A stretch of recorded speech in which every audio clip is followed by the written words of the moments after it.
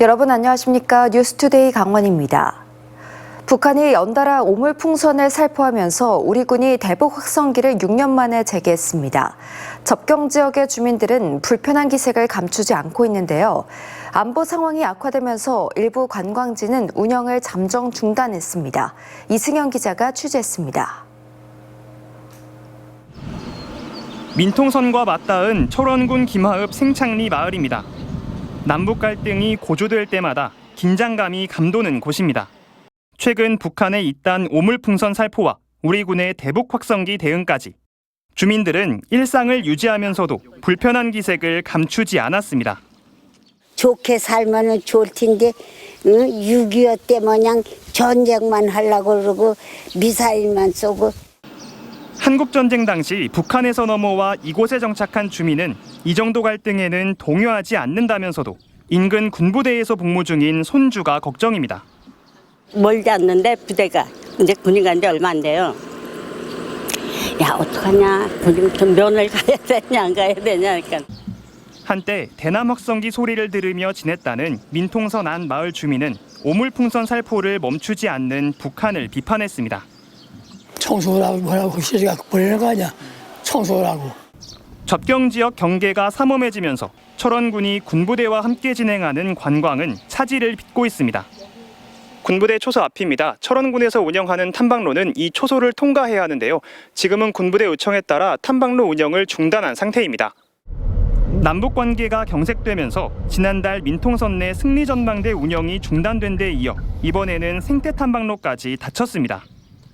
예초 작업도 해야 되고 꽃도 이제 화단도 꾸미고 그래야 되는데 그것도 지금 못 들어오게 하는 입장이거든요. 그래서 매일 통화를 해가지고 추이를 계속 지켜보고 있는 상황입니다. 군부대 측은 닫힌 탐방로를 언제 다시 개방할지는 안보 상황을 고려해 철원군과 협의해 결정하겠다고 밝혔습니다. MBC 뉴스 이승현입니다. 지난해 강원도 소비자 물가지수가 112.98로 5년 전인 2018년에 비해 14.6%나 올랐습니다.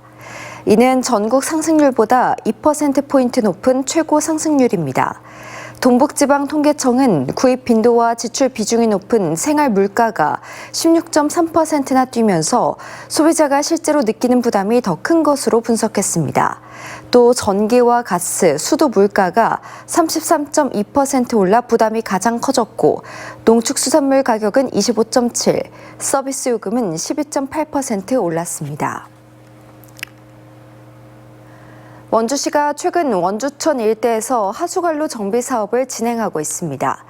그런데 여기서 사용한 공법이 환경오염이 발생할 우려가 있다는 환경단체의 지적이 나옵니다. 보도에 이병선 기자입니다.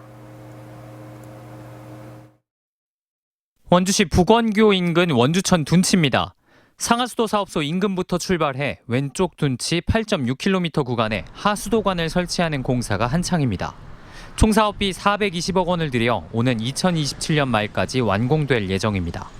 해당 사업은 상하수도 사업소가 지난해 입찰을 받아 진행하고 있는 사업인데 환경단체가 이의를 제기하고 나섰습니다.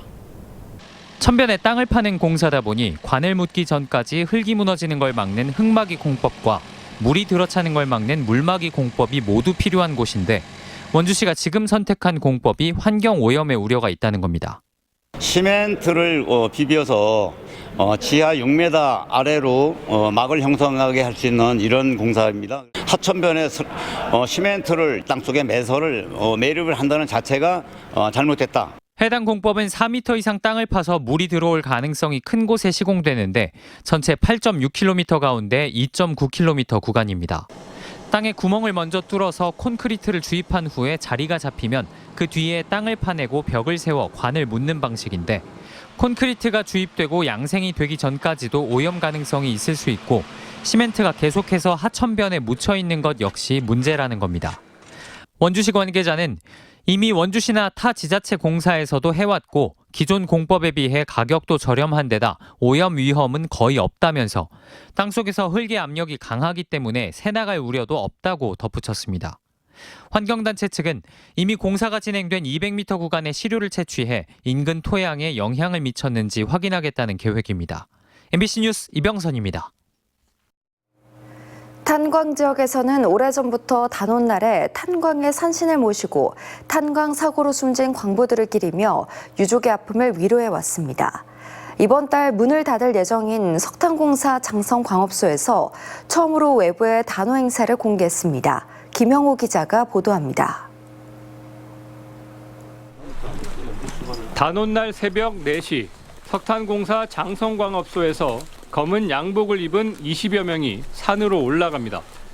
잠시 후 제단이 차려진 산신각에 도착하자 태백산 산신에게 충문을 읽고 광업소 임직원들이 절을 합니다.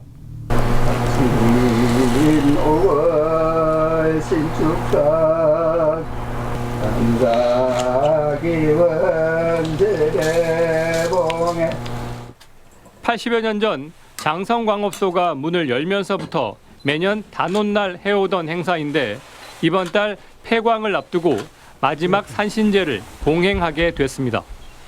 회사 창립 이래 지속적으로 사고가 있었기 때문에 지하에서 작업하는 그런 아주 위험이 많은 그런 작업동이다 보니까 매년 단오제 때 산신께 저희들을 무사한 일을 기원하는 그런 의미가 있겠습니다.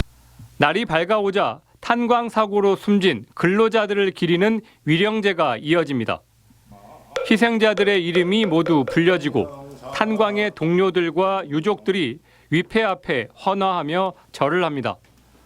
석탄공사 장성광업소는 창립 시점부터 장명사라는 절을 지어 탄광 사고 희생자들을 기려왔는데 현재까지 이곳에 모셔진 위패만 1014위입니다. 위령제는 석탄공사가 주관하고 유족과 사찰 신도들이 봉사로 지내왔지만 폐광을 앞두고 위령제의 앞날은 불투명합니다.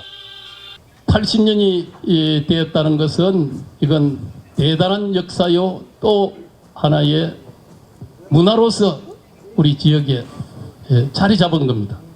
그 문화를 더 잘 개선하고 단오 위령제는 광업소마다 지내오다 폐광으로 명맥이 끊어지고 있는 상황입니다.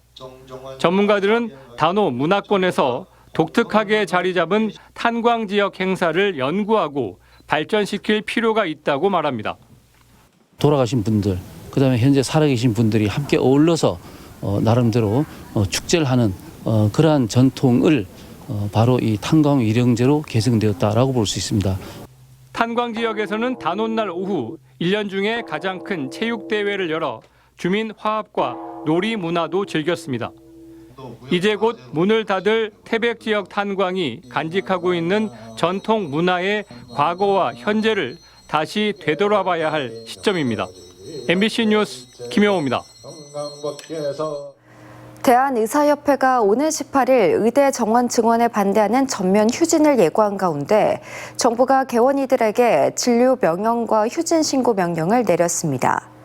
이를 위반한 의료기관은 업무정지 15일 또는 개설 허가 취소, 의료기관 폐쇄 명령 등의 행정처분을 받을 수 있습니다. 앞서 대한의사협회가 파업 찬반 투표를 통해 오는 18일 전면 휴진을 결의하자 강원도는 도내 대학병원과 병의원의 휴진 동향을 파악하고 있습니다. 인제훈련병 사망사고 속보입니다. 경찰이 이 훈련병에게 군기훈련을 지시한 간부 2명을 피의자로 정식 입건했습니다. 하지만 수사에 착수한 지 2주가 다 돼서야 소환 조사에 들어가면서 진상규명을 서둘러야 한다는 목소리가 계속되고 있습니다. 이송미 기자입니다. 강원경찰청 수사전담팀이 육군 12사단 중대장과 부중대장을 피의자로 정식 입건했습니다. 혐의는 업무상 과실치사와 직권남용 가혹행위, 군기훈련을 받다가 사망한 훈련병에게 당시 어느 정도의 훈련을 시켰는지 또 훈련 규정을 지켰는지를 밝히는 게 핵심입니다. 이곳이 이번 강원경찰청 수사전담팀이 꾸려진 곳입니다. 경찰은 구체적인 소환 날짜를 밝히지 않고 있지만 조만간 피해자에 대한 조사가 이루어질 것으로 예상됩니다. 경찰이 군으로부터 훈련병 사건을 넘겨받은 건 지난달 28일. 훈련 규정 위반 여부를 비롯해 기본적인 사실관계부터 확인했습니다. 또 당시 의료진을 대상으로 병원 이송과 처치 과정도 들여다보며 사망 원인을 파악하는 데 집중했습니다. 하지만 정작 피의자 조사는 사건 발생 18일 수사에 들어간 지 14일 만에야 시작됐습니다. 긴급 체포를 통해서 강제 수사를 하고 범죄 혐의가 지금 사람이 죽은 사건이기 때문에 최근 군 장병 부모들이 국방부 앞에 모이는 등 인재 훈련병 사건에 대한 진상 규명을 촉구하는 목소리는 점점 높아지고 있습니다. 국회 국민동의 청원에는 인재 훈련병 사건의 재발을 방지하는 법 제정을 해야 한다는 글이 올라왔습니다. 현재까지 2만 8천 명이 넘는 동의를 받았고 5만 명이 넘으면 소관위원회 심사를 받아야 합니다. 중대장과 부중대장을 향한 시민단체 등의 고발장도 잇따라 접수됐습니다. 경찰이 입건된 피의자들에게 소환 조사를 통보한 것으로 보이지만 변호사 선임과 대응 방향에 따라 실제 소환 시기는 더 미뤄질 수도 있습니다. MBC 뉴스 이송미입니다.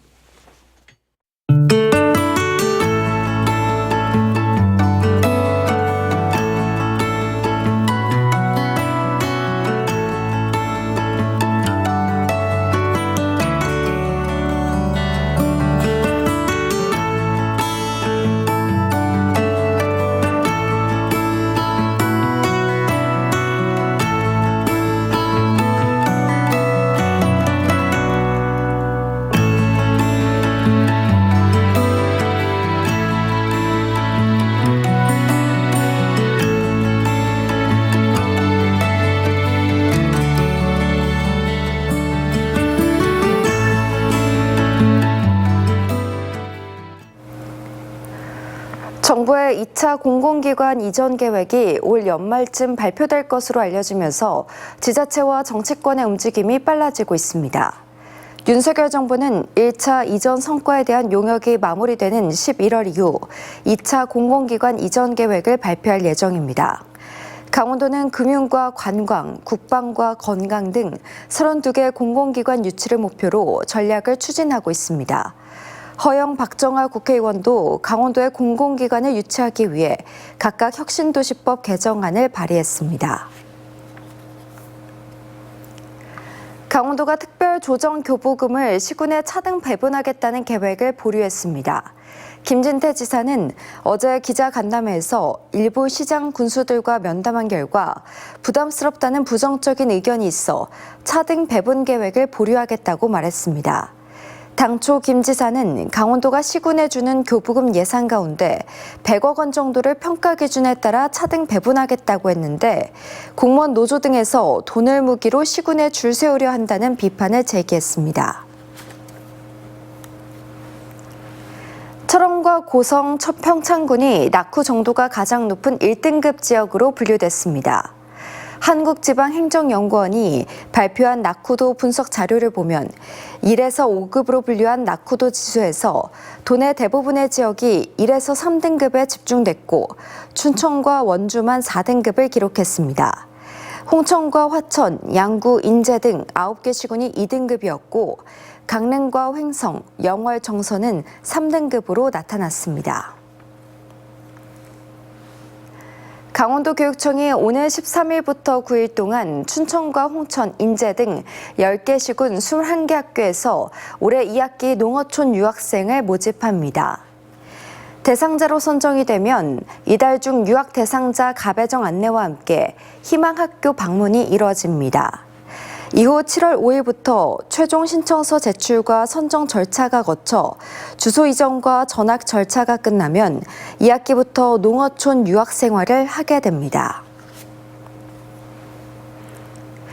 올해 하반기부터 산불 진화에 몸에 착용할 수 있는 로봇인 산불 진화 웨어러블 로봇이 투입됩니다. 산림청은 조달청에서 실시한 올해 혁신 제품 시범 사용 제품인 산불 진화 웨어러블 로봇 206대를 지원받아 현장에서 실제 검증에 나섭니다. 특히 대형 산불 위험 지역인 강원과 영남 권역 지방산림청에 우선적으로 보급돼 웨어러블 로봇 착용으로 인한 산림 작업의 용이함과 어려움을 파악할 예정입니다. 생식 전문 기업인 이롬그룹 계열사가 잇따라 횡성으로 이전하면서 횡성군과 업무 협약을 체결했습니다. 이에 따라 유통스 계열사가 들어선 둔내면에 암 환자 요양 단지를 확대하고 생식 제조 공장 횡성 유치에 협력하기로 했습니다. 지난해 둔내면 펜션 단지를 매입해 횡성으로 입주한 해당 기업은 암 환자 요양원과 고소득층 자녀 대안학교를 운영할 계획입니다. 횡성구는 지역의 음료 가공업체와 협업하는 생식 음료 공장 설립을 요청했습니다. 전국 실향민 문화축제가 고향의 노래, 속초의 음식, 우리의 바람을 주제로 오늘 14일부터 4일간 속초 엑스포 잔디광장에서 열립니다. 주요 행사로는 뮤지컬 갈라 콘서트 개배와 전국 이북 속초 사투리 경연대회가 펼쳐집니다. 청초 호수공원에 설치된 실향민 문화 테마거리에서는 속초시 연극협회 회원들이 피난 당시의 삶과 문화를 퍼포먼스로 펼칩니다. 평창군이 민물 가마오지 피해 예방을 위해 오는 14일까지 특별 포획 기간을 운영합니다. 민물 가마오지 총기 포획이 가능해진 지난 3월 이후 두 번째 실시되는 것으로 송어 양식장과 낚시터 등 포획이 허가된 구역에서만 포획 활동이 진행됩니다. 평창군은 지난 3월 이후 민물 가마오지 개체 수가 다시 늘어나 2차 특별 포획 기간을 늘었습니다. 교통약자를 위한 주차구역 설치 조례안이 강원도의회 안전건설위원회를 통과했습니다. 이재영 의원이 대표 발의한 조례안에는 교통약자를 임산부와 영유아, 거동이 불편한 70살 이상의 어르신과 이들과 동반한 사람들로 규정하고 공공시설 안에 배려주차구역을 설치하는 내용을 담고 있습니다. 이상으로 뉴스를 마칩니다. 시청해주신 여러분 고맙습니다.